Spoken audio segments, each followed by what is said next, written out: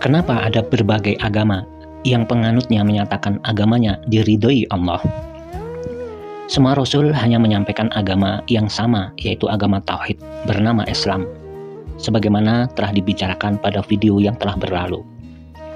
Tetapi setelah rasul itu meninggal dunia, maka masyarakat secara sadar atau tidak telah mengubah ajaran agama itu sesuai dengan keadaan, perasaan, dan dugaan yang kemudian menjadi tradisi berketurunan. Akhirnya timbullah agama baru yang sebenarnya baik prinsip atau taktis sangat bertentangan dengan apa yang disampaikan Rasul bermula. Surat ke-22 ayat 52, dan tidaklah kami utus seorang Rasul sebelum engkau, begitupun Nabi kecuali ketika dia berlalu meninggal, datanglah setan pada amanat-amanatnya. Maka Allah melenyapkan apa-apa yang didatangkan setan itu. Kemudian Allah memberi hukum dengan ayat-ayatnya, dan Allah itu tahu dan bijaksana.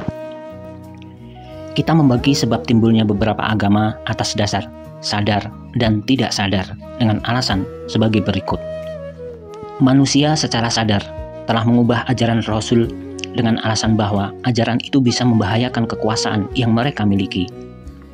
Sebagai contoh, orang dapat melihat pada sejarah hidup Paulus yang mulanya sangat membenci pengikut Yesus serta membunuh mereka, kemudian menyatakan dirinya menjadi Rasul sembari mengubah ajaran yang disampaikan Yesus kepada ajaran Tuhan Tiga atau Trinity Five. Dengan ajaran baru itu, Paulus dapat menempatkan pemerintah yang berkuasa selaku wakil Tuhan yang harus dipatuhi. Ingatlah bahwa waktu itu Bani Israel yang bertempat tinggal di Palestina sedang dikuasai oleh penjajahan Roma. Dan ada pula ajaran Rasul yang diubah orang menurut martabat masyarakat yang menerima. Harus dimaklumi bahwa martabat umat dulu masih sangat rendah, sedangkan ajaran hidup yang disampaikan Rasul mengandung ilmu yang tinggi di bidang fisika dan metafisika.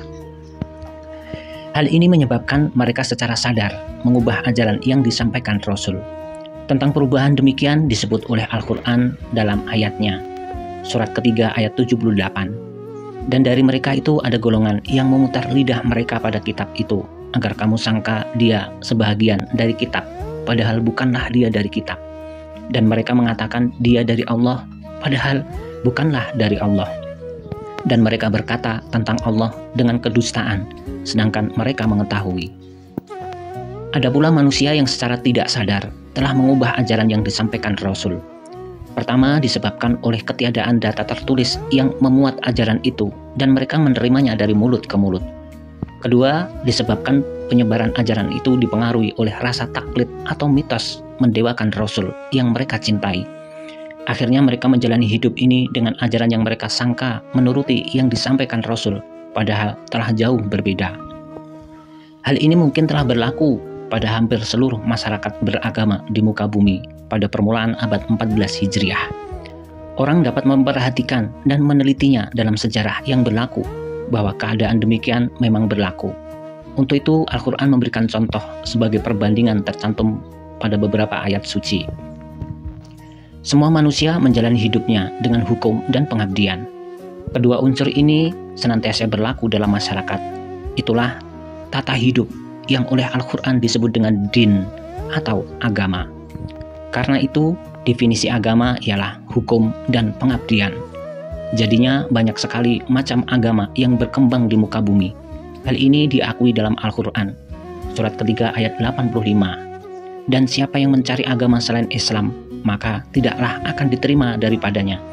Dan dia di akhirat nanti terdiri dari orang-orang yang merugi. Kini kita ketahuilah kenapa banyak sekali macam agama yang dianut oleh masyarakat dengan kepercayaan bahwa agamanya lah yang benar atau yang diridhoi Allah.